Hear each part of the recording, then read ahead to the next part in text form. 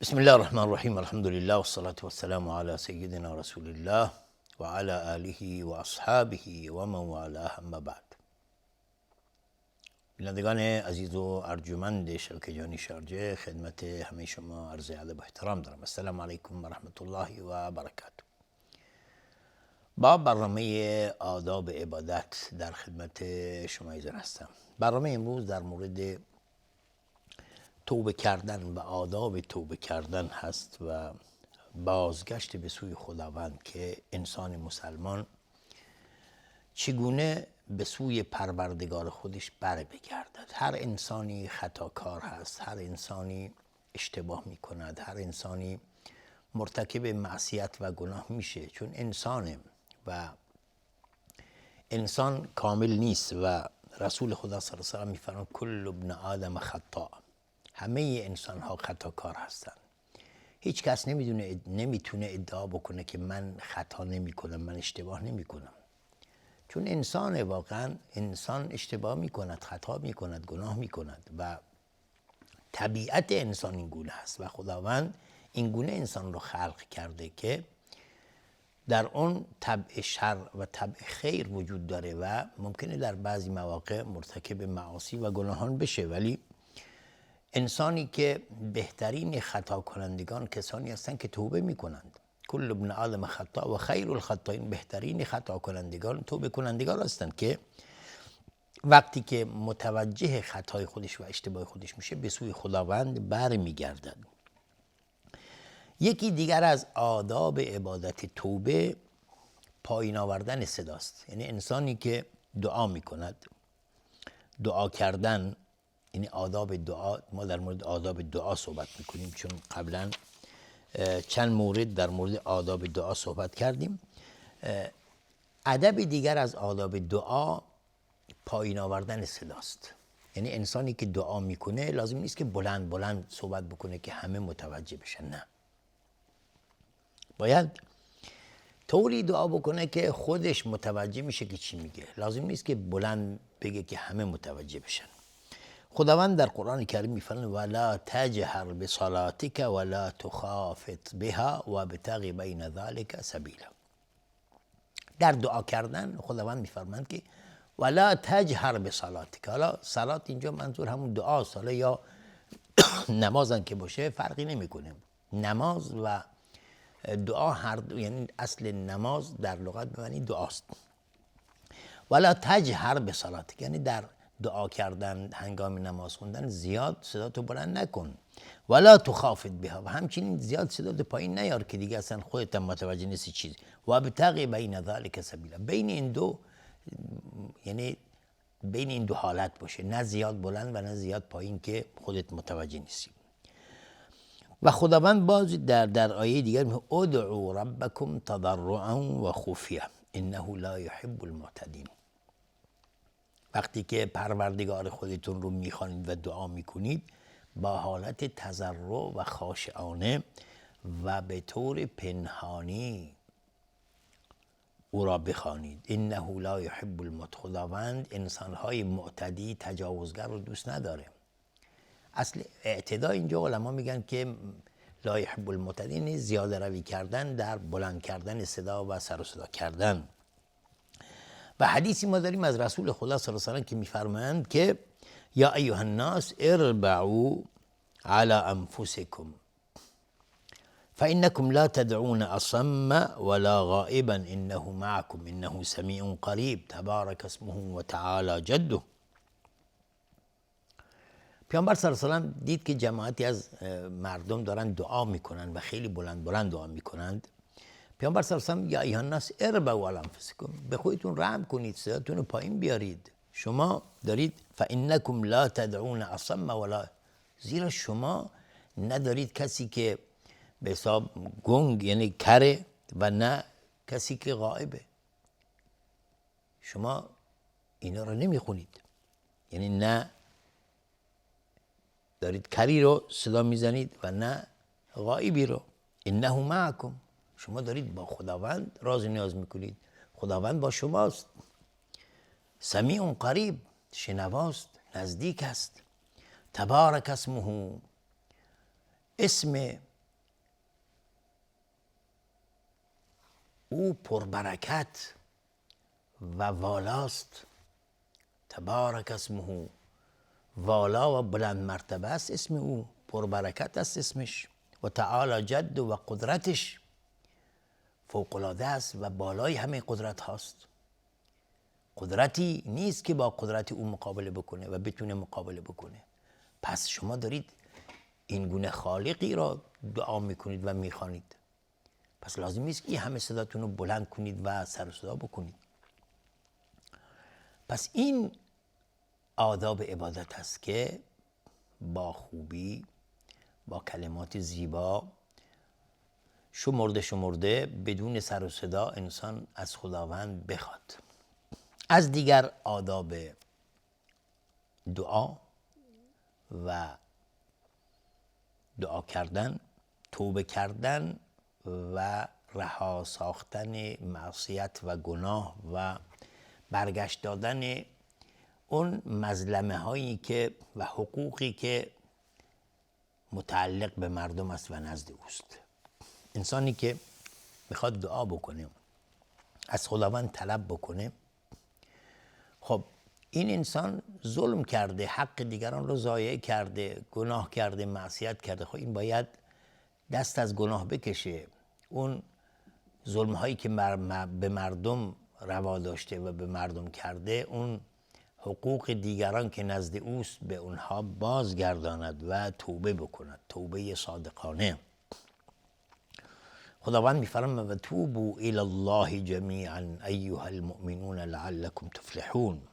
و توبوا الی الله جمیعا، ای مردم همه شما به سوی خداوند برگردید، توبه کنید، رجوع کنید، لعلکم تفلحون، تا اینکه رستگار شوید. توبه سبب رستگاری است، سبب خوشبختی و خوشحالی است. توبه باعث رستگاری در تمام امور هست. انسان در تمام امورش موفق میشه. و اینجا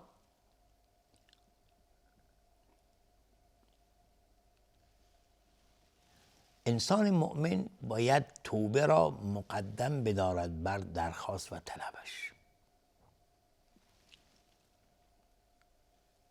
تا اینکه خداوند دعای او رو استجابت بکنه و به او عطا کند.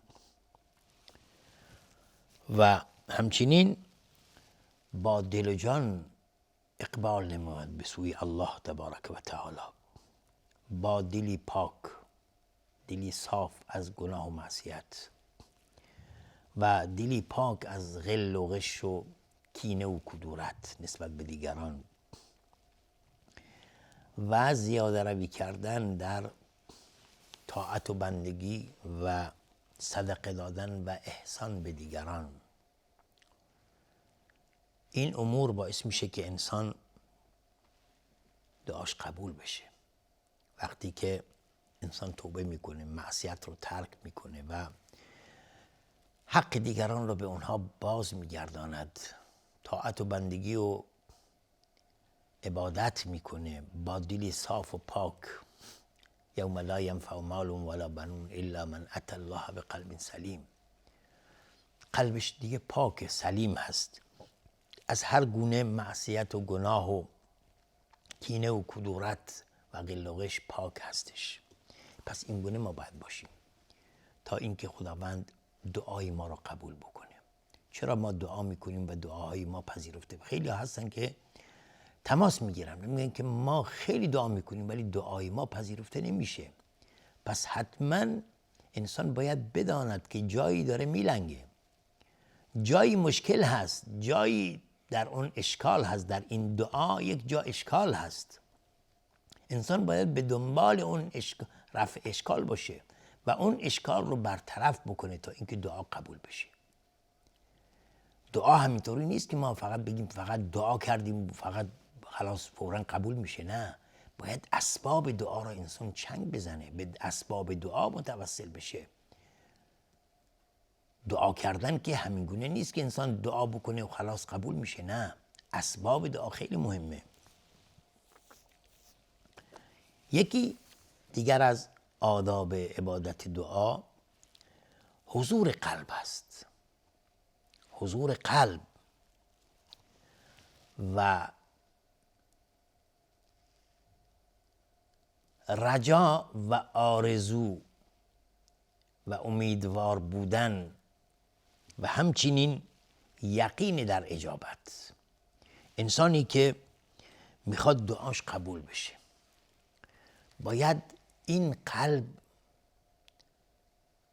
کاملا حاضر باشه، توجه داشته باشه به خالق خودش و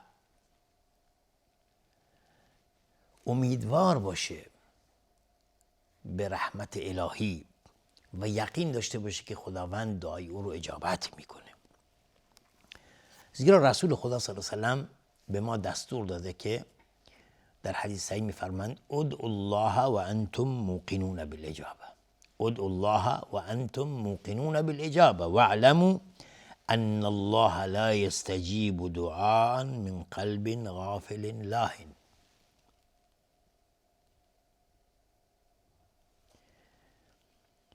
ای مردم، ای انسان ها، ادعوا الله، دعا کنید، پروردگار خودتون رو بخوانید و انتم موقنون، در حالی که شما یقین دارید که دعاتون اجابت میشه و پذیرفته میشه.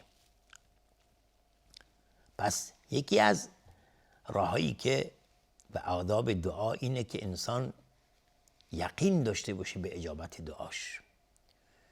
همینطوری نگه که من یه دعایی میکنم شد نشد.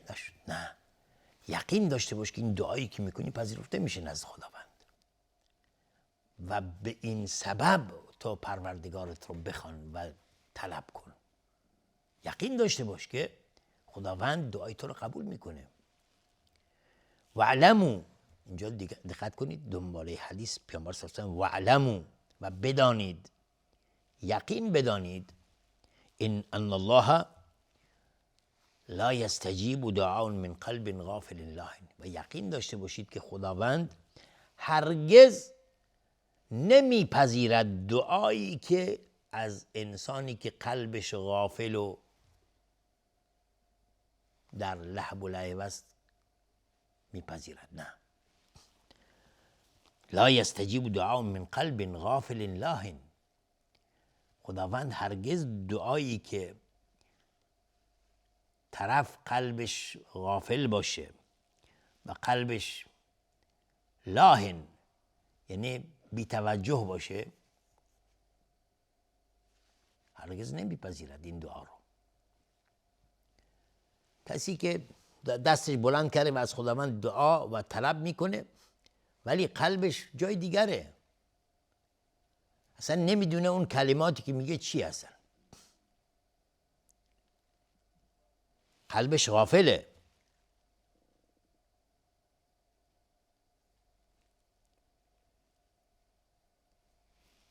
لاهن، توجهی نداره.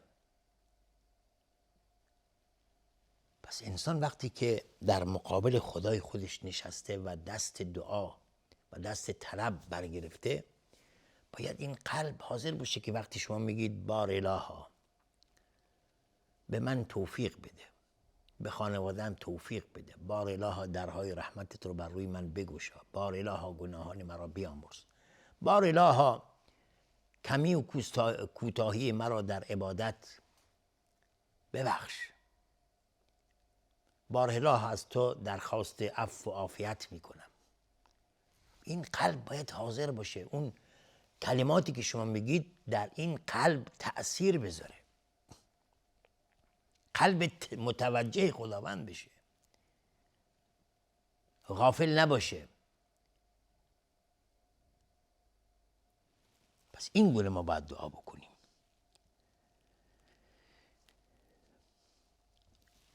از دیگر آداب عبادت دعا تکرار کردن دعاست.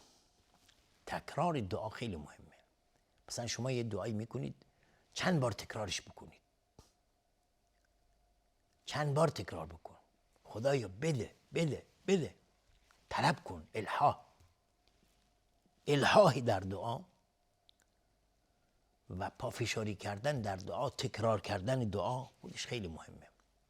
در حدیث ما داریم که رسول خدا صلی الله علیه و سلم وقتی که دعا میکردن 3 بار دعا میکردن و وقتی که سوال میکردن 3 بار سوال میکردن. پس انسان باید در دعا کردن تلاش بکنه، اجتهاد بکنه و یقین داشته باشه که دعاش پذیرفته میشه و هرگز از رحمت الهی مایوس نشه. خیلی هستن که میگن من چندین سال دعا کردم چیزی نشد، چرا دعا بکنم پس؟ نگاه کنید، شما، یعنی همه ما، نه که شما، همه ما وظیفه داریم که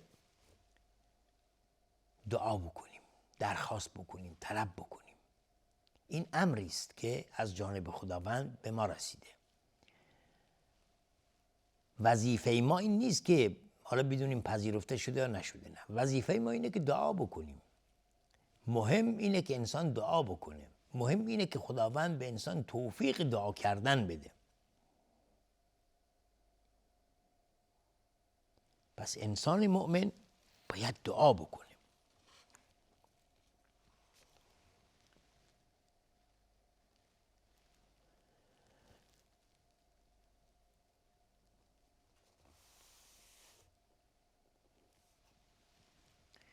از دیگر آداب عبادت